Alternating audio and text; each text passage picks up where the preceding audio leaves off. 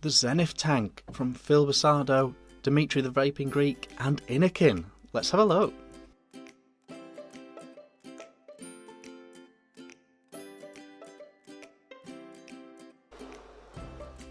Hey guys, Vick here, back with another review. Today we are looking at this. This is the Zenith tank from Innokin, PBursardo and the Vaping Greek, Dimitri the Vaping Greek.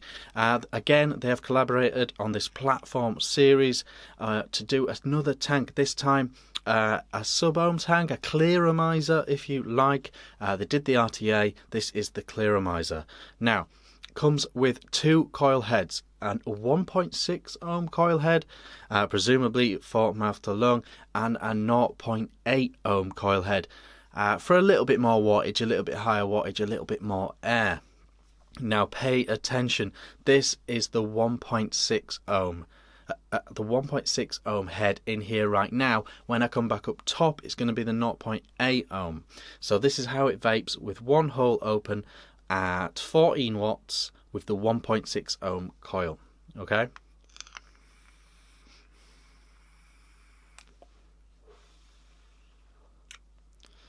So that is how it's vaping. With one hole down, it's kind of like a loose but fair mouth to lung vape. If you open it up a bit more than that, you know, 2 or 3 holes, it's much looser.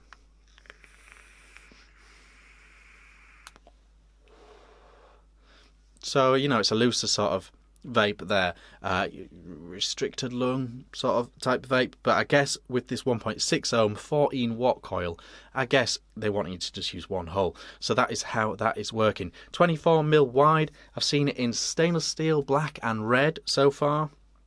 It's got top fill, very nice and easy to use top fill there. I'll show you that down low. And that's that. Beyond that, you know, they have very similar sort of coil head style to the iClear range when they were doing those. So we'll go down low, we'll have a good look at it, then we'll come back up top with the 0.8 ohm head and we'll talk about some more pros and cons, etc.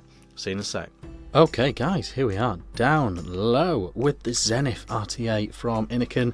It's the next in the line from the platform series, which are the PBursardo and Dimitri Vaping Greek ones. So they did the first one, they did their RTA, now they're doing a sub-ohm clearomizer / clearomizer, etc. Cool packaging as always, authenticity there, do be sure to check that. Opening her up. Nice little thank you. Nice little thank you card. And then we've got our tank. We'll come back to. And then we've got this packaging here. A little instruction manual as well. We then get 2 sets of spares. So we get a spare coil and a spare drip tip and some spare O-rings. Opening up the coil head. Comes with 2 coil heads, this tank.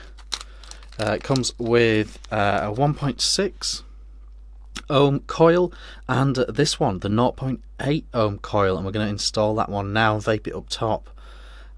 Inside we already have the mouth to lung coil. Yeah, so this one's obviously just a bit wider, lower ohm, etc., bigger wick holes, etc. So we'll put that to one side. This is the Zenith tank. This is the front of it here. So we've got our traditional 510 drip tip there, quite long with the top bit as well. Zenith written on there, Innokin written on there. We've got our 2 glass viewing windows. We then have this open this way, and what it is a very simple but very effective top fill. Bosh, like that. If I was being mega nitpicky on this black one, it'd be cool if that was painted black. It really does catch the eye, the stainless steel against the black there, but that's incredibly nitpicky, don't get me wrong. But if that could have been painted black in some way, that would have been nice. But yeah, very easy, very easy top fill. Looking down the bottom, you do have your adjustable airflow here. So fully open, you've got 5 air holes there.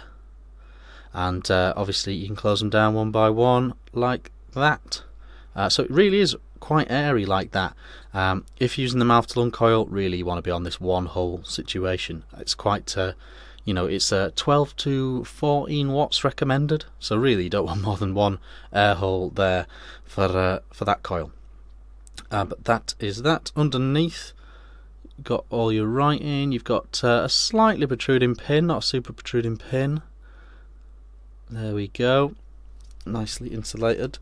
Screwing it off, it's back to the iSub style here. So when you take it off, the base comes off, but the coil stays in, and it's like a press fit type thing. So you slide your coil out here, and this is your 1.6 ohm Canthal coil, and that is what we were using at the beginning of the video. So what we're going to do is we're going to switch over to the 0.8. I'm going to get some lovely juice as well.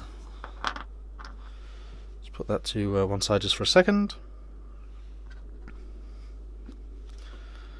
Okay, so first thing to do when you get a new coil is what we call priming. Basically what that is putting a little bit of juice down the drip tip, down the middle of the coil head, letting that soak in, soak up. This stops you getting any initial dry hits while it's all still wicking and getting warmed up and breaking in for the first time. You just want a little bit of juice in there, just so it's in the top straight away. Juice I'm using, by the way, is Haku from Vulcan Bros. Big fan of this. It's a custardy type thing. Big fan of it. I'm not worried about making a mess here. I'd rather have a juiced up coil head and sticky fingers. Once you've got it all juiced up there, what you want to do, push it back in. So obviously it has to line up here. You see these tabs, they correspond with the coil heads. You want the flat bits against the flat bits, and push it nicely in there. No issues putting that in at all. Simply screw this back on,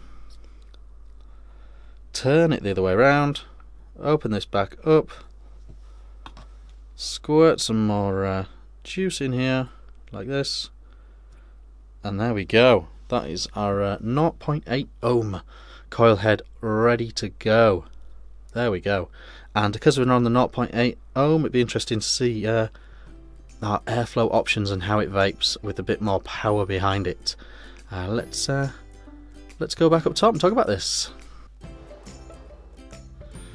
Okay guys, that was the Zenith from PBursardo, Dimitri and Innokin down low.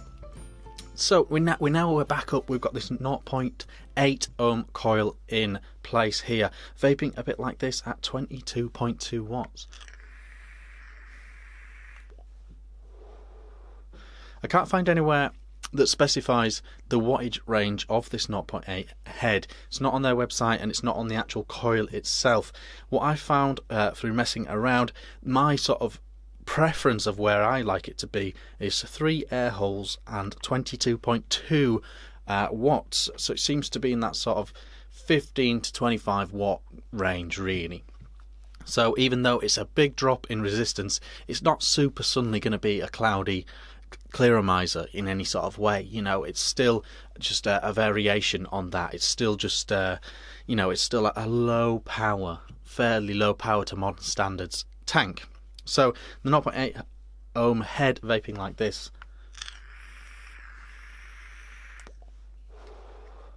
much better vapor reduction, as you can see, and I think nice flavour as well, nicer flavour than the 1.6 ohm head. But you're throwing more power at it, you're heating it up, it's getting hotter, so there's a bit more flavour in there in my opinion.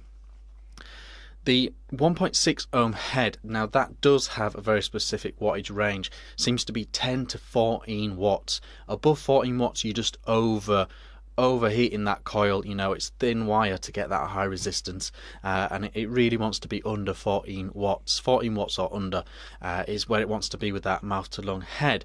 Also, you know, with that head you're only at 14 watts. Really you want to be on one air hole. Of the 5, you've got 5 air holes available, you want to be down to 1, and then it's quite a loose mouth to lung vape. Very much like the first one, the first tank that they did. It's that sort of airy mouth to lung style. That first head the 1.6 head, one thing I want to say about that, there's so many things I can't tell you as a reviewer on clearomizers. For a start, I can't tell you how good the quality control on coil heads is going to be. You're going to have to wait and see once the Facebook groups and the forums and Reddit get hold of these coils and you get a large amount of people using these coil heads. That's the only time you'll find out how many are duds. You know, I could have a bad one, I could have a good one, but it doesn't speak to the quality control overall of the head, so I can't speak to that. Also, I can't really speak to longevity of the coil heads. It's just it's a fact that we're going to need more people to try more of their own juices, more of their own vaping styles with these coil heads, and then we will sort of gauge a reaction to how long people are lasting with their coil heads. If we fly back to the Penguin, my coil heads were doing about 50 mil. Some people were saying they're only getting 2 tanks out of it. So you're just going to have to wait and see on the how long a coil head lasts and the quality control of coil heads. It's just out of my hands as a reviewer to be able to inform you on those things. But that being said, one thing that I can tell you about that 1.6 ohm head is there was a really strong break-in time. A tank and a half of juice. The first tank and a half, it was really just breaking in. The flavour wasn't there, it felt very muted, but that was just the break-in time of the coil head. After that, the flavour came out and it was a much better coil head, a much better vape. So maybe you're watching this and you've got one of these tanks and you're in that first tank and a half, that first 3-4 mil phase of your vaping with it, and you're wondering what's going on, where's the flavour? It does come. There's a break-in time with these coil heads, like there is with lots of clearomizer coil heads. After that, you should start seeing the results. One nice thing about that is usually when you get those coil heads with break-in time, the longevity of the coils is very good because you've got very resilient cotton, very resilient wire. So yeah, the break-in time was very, very evident with the 1.6 head. Not so much with this 0.8 head, it's popping pretty much from the get-go, but the 1.6, yeah, there's a break-in time, so do be aware of that.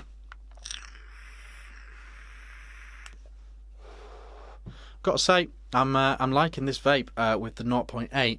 I've been vaping a long time, 14 watts. I'm not really a mastodon vapor day to day, so the 14 watt thing I found a little bit cool, a little bit muted, etc. If you're a smoker though, converting to vaping, that 1.6 head might be perfect for you. It will come down to airflow and style. It's quite loosey compared to the CE4 kits and all those sort of kits and the very basic starter kits. It's a looser airflow than those ones, but it could be right up your street, that 1.6 head, if you're just starting off or you're a very intense mouth to lung vapor. The 0.8 head, now it's nothing like the Nautilus 0.7 head. That's actually quite a cloudy head for what it is. This 0.8 ohm Zenith head is still dialed back 22 watts. But I think the vapor production and the flavour is very good. There are a lot of advantages to vaping at this wattage, you don't go fly through juice, you don't fly through battery life, you're still getting your flavour, you're still getting your satiation, you're still getting satiated by your vape. So there are a lot of advantages, and I think it's a very, very solid low wattage option with this 0.8 head. Everything else is pretty much spot on. It's just down to vaping style. I really like the top fill, very easy to do, very simple, very well put together tank, very good way of inserting your coils. That's a piece of cake, just like the original iSubs were. You just bung it in, juice it up, bung it in, screw it up. No problem with that. Build quality excellent. There are 2 versions of this tank going to be available. There's going to be a 2mm TPD version, and there is going to be a 4mm version, which is what this is. This is the non-TPD version, if you like. So a really solid vape with this 0.8 head. The 1.6 head for me is a little bit low power, but it's not really aimed at me, that head, so fair play. I did experience a break-in time. After that, the flavour was good. The one thing that people, I suppose, going to level at this, they're going to compare this against the Nautilus. I think it's actually quite hard to compare against the Nautilus. The Nautilus was very solid and continues to be a very solid low wattage clearomizer, but I'm getting a completely different feel of vape from this. I'm getting a clearomizer version of like a Squape or like a Typhon or like a K-Fun. I'm getting a clearomizer version of that vape.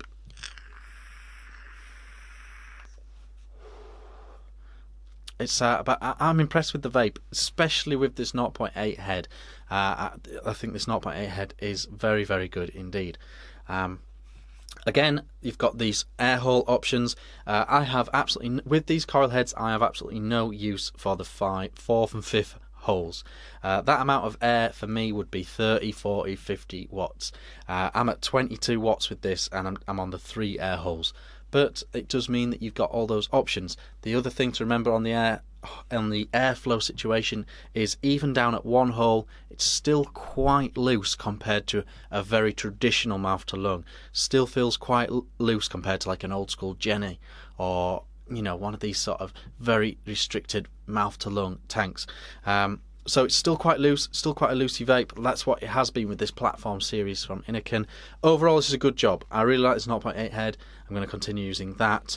Flavour and clouds, spot on for a 20 watt vape.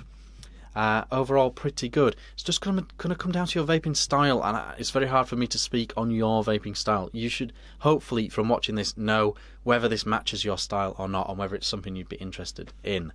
Overall, though, really well made, very affordable. It's going to be widely available. Coil heads are going to be easy to get. No real issues or faults or problems to pass your way. I think a very solid effort overall, and I'm enjoying the vape with this 0.8 coil head. I've been Vaping Vick, and I'll see you again soon.